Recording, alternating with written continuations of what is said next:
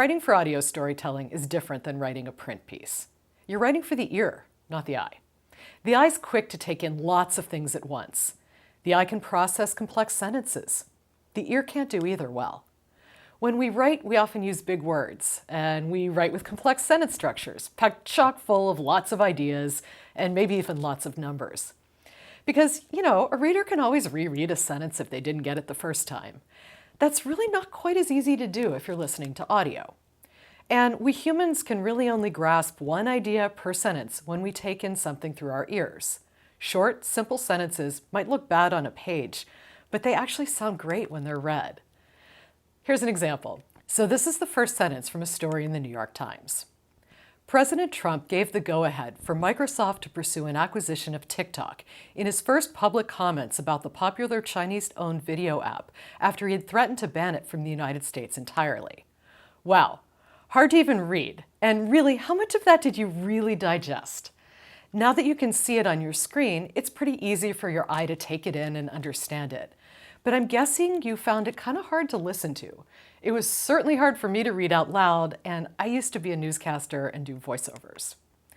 By contrast, here's the first sentence from the same story done for audio by NPR. TikTok is on the market. Yeah, that's the first sentence. One sentence, one idea, super short. Here's the second sentence of that story. President Trump says he's giving the company that owns the video sharing app about a month to sell it, or he wants TikTok banned in the US. That second sentence has a lot more than one idea in it, but it's still a lot simpler than what the Times wrote. And in both of those sentences, we still haven't gotten the name Microsoft in there. So yeah, audio is a heck of a lot less fact-dense, but it was really easy for me to read the NPR version, and it was probably really easy for you to understand it.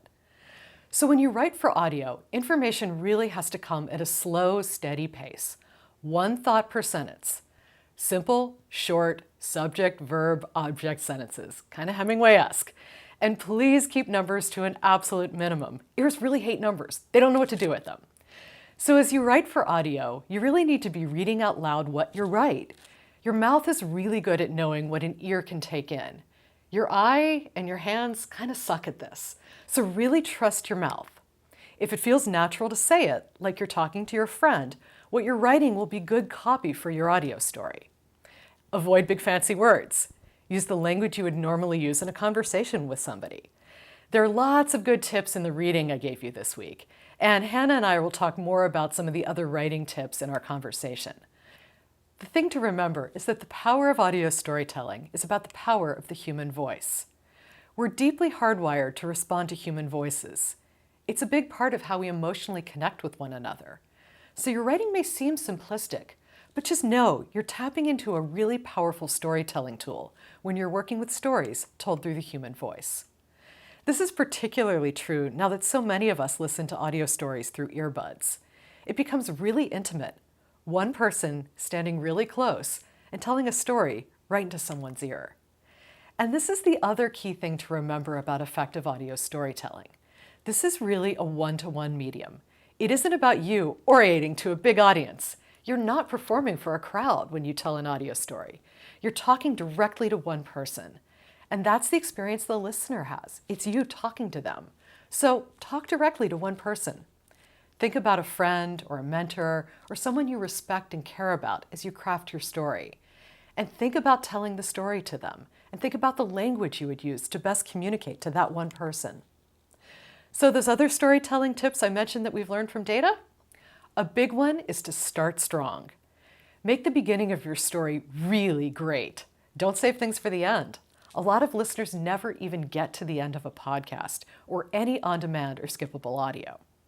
So use the beginning of the story to make sure someone's invested and cares about your story. Listeners decide in the opening minutes of an audio story whether to keep on listening. And they need to know right from the start of the story why they should care. The topic needs to matter to them. The stakes need to feel high.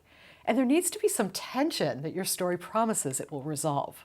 Another tip is that you need to re-engage people periodically throughout the story. Remind them of the stakes, foreshadow a development, and subtly remind them who the characters are.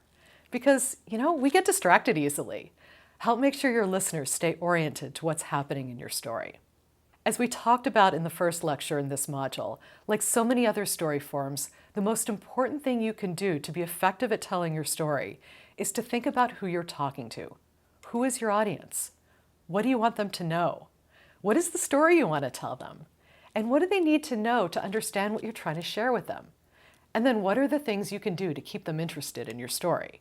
A great storyteller cares about their audience, and that's definitely true in audio.